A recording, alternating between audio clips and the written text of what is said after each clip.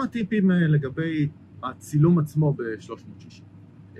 אז קודם כל, אני מאוד ממליץ, כאמור, לתכנן את הסצנה מראש. לחשוב מה אתם הולכים לצלם, מה האובייקטים שאתם רוצים לתפוס בפריים, כמה כדאי להתקרב עליהם, כמה להתרחק, איך נראה הפלואו מקרוב לרחוק, מרחוק לקרוב, להיכנס, לצאת, לעלות למעלה, לרדת למטה, מהצד הזה, מהצד ההוא, לחשוב על הפלואו, על איך ייראה הסרטון מראש, רגע לפני שמתחילים לצלם.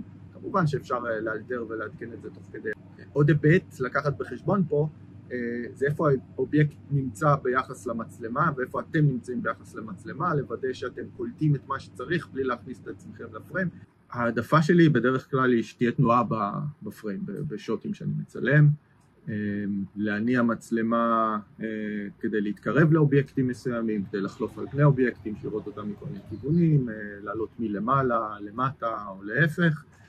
גם אם המצלמה סטטית ולא זזה, אז אני מתכנן ועושה את זה בעריכה, איזושהי תנועה מתמונה רחבה שרואים קהל גדול למשל, להתחיל להתמקד לאובייקטים ספציפיים, לאנשים ספציפיים, שמאפשר לראות את השלטים שמחזיקים או דברים כאלה.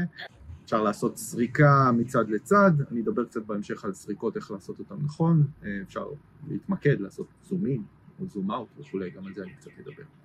אני כן אעצור את התנועה אם יש איזה משהו מעניין שקורה, משהו דינמי שקורה בסצנה, שאני רוצה להסב את תשומת הצופה אליו.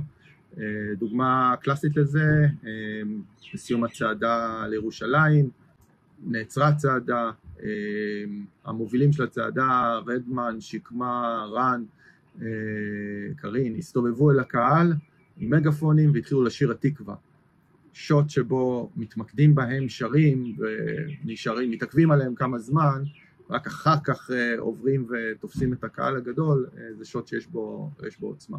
מה שיפה במצלמת 360, שהמצלמה עומדת באותו מקום למעשה, אני שמתי אותה במקום שבו מצד אחד קולטים אותם, את המובילי המחאה שעומדים ושרים, מצד שני גם קולטים יפה את כל הקהל הגדול, כל ההמונים שבצעדה, וכבר אז היה לי בראש שזה מיקום שיאפשר לי לשחק עם זה וליצור איזה סצנות דינמיות בין המובילים לבין הקהל.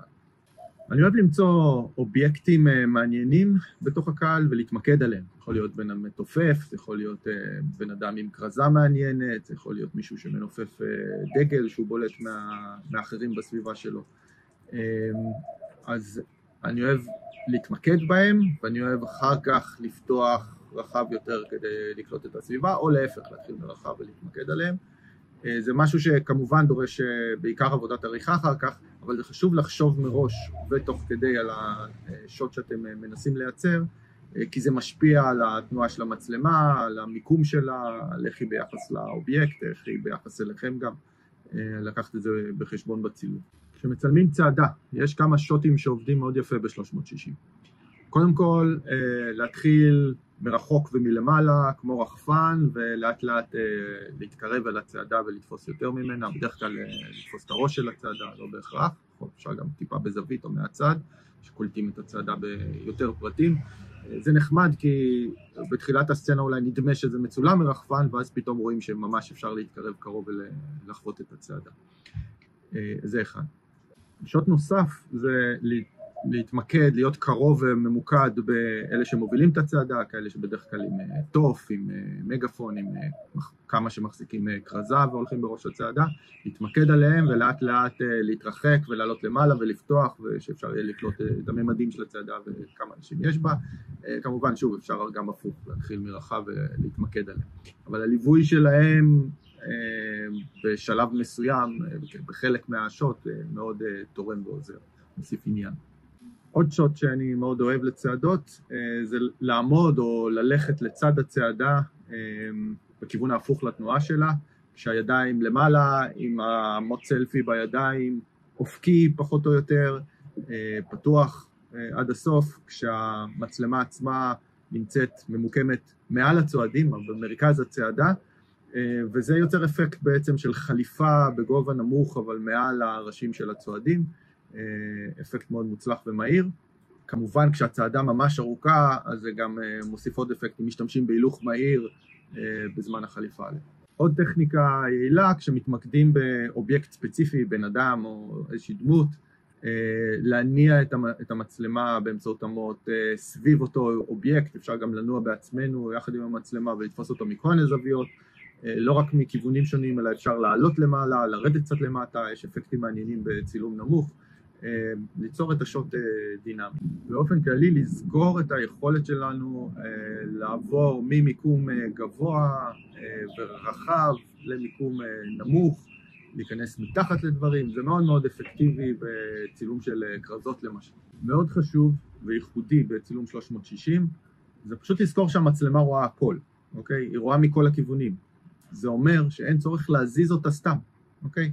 הדיפולט באופן כללי שמצלמים 360 זה שהיא סטטית, היא עומדת במקום. אנחנו מזיזים אותה מתוך צורך, רוצים ליצור איזושהי תנועה תוך כדי צילום, רק אז באמת מזיזים את המצלמה. אחרת הדיפולט זה שהיא תהיה סטטית, תהיה במקום, אנחנו כבר נדע לשחק ולטייל בתוך הסצנה בזמן העריכה. אני חושב שדוגמה מצוינת לזה זה באירוע שצילמתי בקפלן עם קהל שר גשר צר מאוד, ואז ברגע השיא פתאום ירו שם שתי פצצות תאורה, זה הפתיע אותי, לא ציפיתי לזה.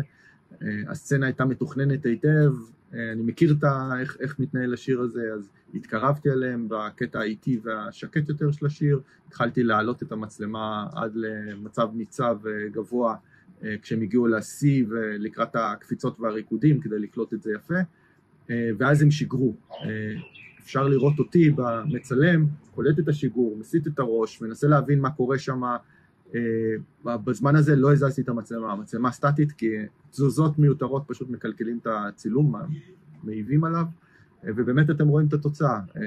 יכולתי אחרי זה להפיק מזה כל מיני שוטים שעוקבים אחרי הפצצות תאורה ששוגרו, שנותנים את האפקט של הטייני פלנט שנדבר עליו קצת בהמשך.